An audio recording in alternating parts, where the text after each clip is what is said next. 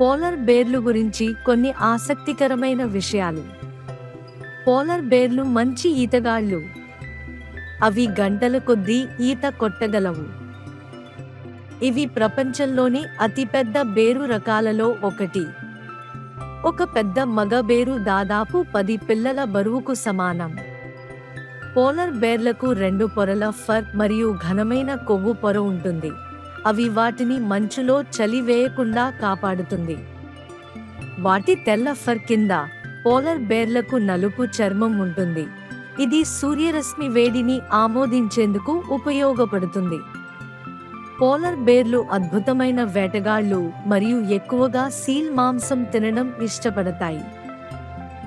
Polar బేర్లు వాటి బలమైన పాదములను ఉపయోగించి మంచులో నడుస్తూ కింద పడకుండా జాగ్రత్తగా నడుస్తాయి.